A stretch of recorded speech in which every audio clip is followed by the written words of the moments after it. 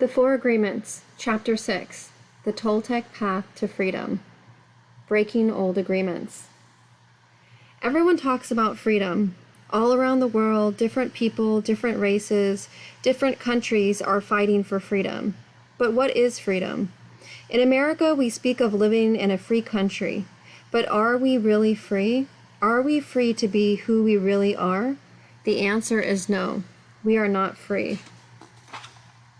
True freedom has to do with the human spirit. It is the freedom to be who we really are. Who's stopping us from being free? We blame the government, we blame the weather, we blame our parents, we blame religion, we blame God. Who really stops us from being free? We stop ourselves. What does it really mean to be free? Sometimes we get married and we say that we lose our freedom. Then we get divorced and we are still not free. What stops us? Why can't we be ourselves? We have memories of long ago when we used to be free and we loved being free, but we have forgotten what freedom really means. If we see a child who is 2 or 3, perhaps 4 years old, we find a free human. Why is this human free? Because this human does whatever he or she wants to do. The human is completely wild. Just like a flower, a tree, or an animal that has not been domesticated. Wild. And if we observe humans who are 2 years old, we find that most of the time these humans have a big smile on their face and they're having fun.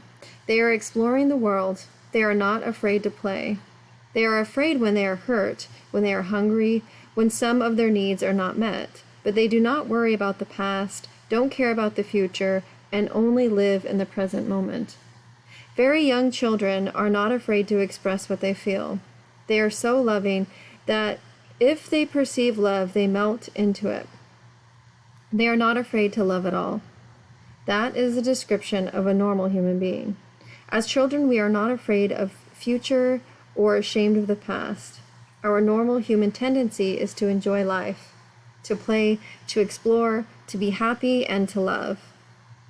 But what has happened with the adult human? Why are we so different? Why are we not wild?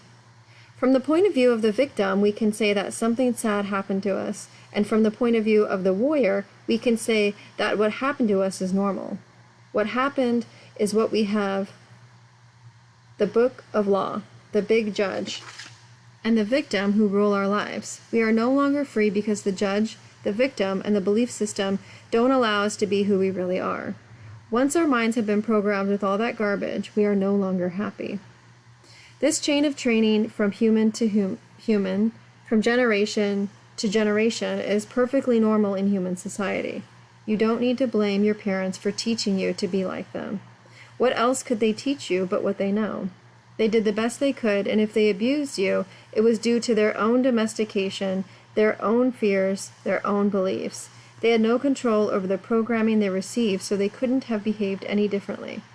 There is no need to blame your parents or anyone who abused you in your life, including yourself, but it is time to stop the abuse. It is time to free yourself of the tyranny of the judge by changing the foundation of your own agreements. It is time to be free from the role of the victim. The real you is still a little child who never grew up. Sometimes that little child comes out when you are having fun or playing, when you feel happy, when you are painting or writing poetry or playing the piano or expressing yourself in some way. These are the happiest moments of your life, when the real you comes out, when you don't care about the past and you don't worry about the future. You are childlike. But there is something that changes all that. We call them responsibilities. The judge says, "Wait a second, you are responsible. You have things to do. You have to work, you have to go to school, you have to earn a living." All these responsibilities come to mind. Our face changes and becomes serious again. If you watch children when they are playing adults, you will see their little faces change. Let's pretend I'm a lawyer, and right away their faces change. The adult face takes over. We go to court, and that is the face we see. And that is what we are. We are still children, but we have lost our freedom. The freedom we are looking for is the freedom to be ourselves, to express ourselves. But if we look at our lives, we will see that most of the time we do things just to please others, just to be accepted by others, rather than living our lives to please ourselves. That is what has happened to our freedom. And we see in our society that, and all the societies around the world, that for every 1,000 people, 999 are completely domesticated. The worst part is that most of us are not even aware that we are not free. There is something inside that whispers to us that we are not free, but we do not understand what it is and why we are not free. The problem with most people is that they live their lives and never discover that the judge and victim rule their mind, and therefore they don't have a chance to be free. The first step towards personal freedom is awareness. We need to be aware that we are not free in order to be free. We need to be aware of what the problem is in order to solve the problem.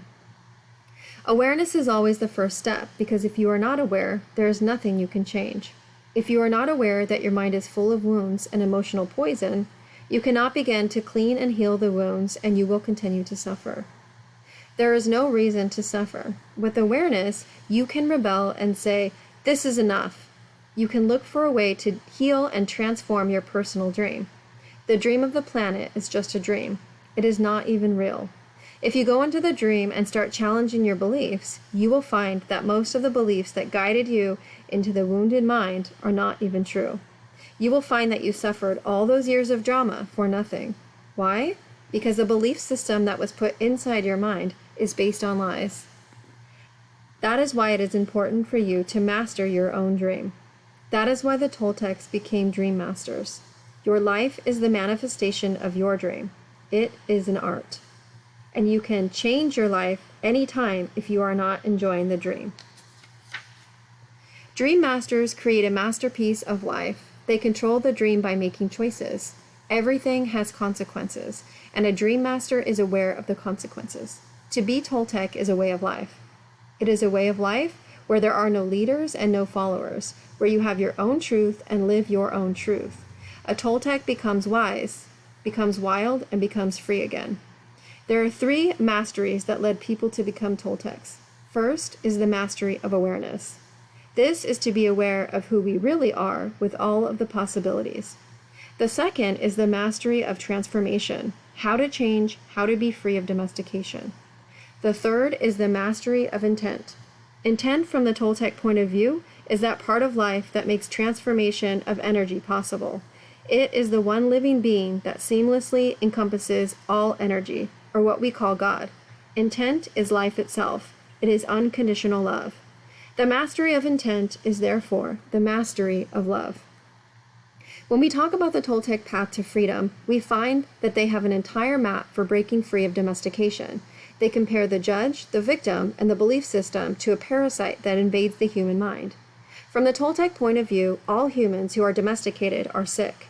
They are sick because there is a parasite that controls the mind and controls the brain. The food for the parasite is negative emotions that come from fear. If we look at the description of a parasite, we find that a parasite is a living being who lives off other beings, sucking their energy without any useful contribution in return, and hurting their host little by little. The judge, the victim, and the belief system fit this description very well. Together, they comprise a living being made of psychic or emotional energy, and that energy is alive. Of course, it is not material energy, but neither are emotions material energy. Our dreams are not material energy either, but we know that they exist. One function of the brain is to transform material energy into emotional energy. Our brain is the factory of the emotions, and we have said that the main function of the mind is to dream. The Toltecs believe that the parasite, the judge, the victim, and the belief system has control of your mind. It controls your personal dream. The parasite dreams through your mind and lives its life through your body. It survives on the emotions that come from fear and thrives on the drama of suffering.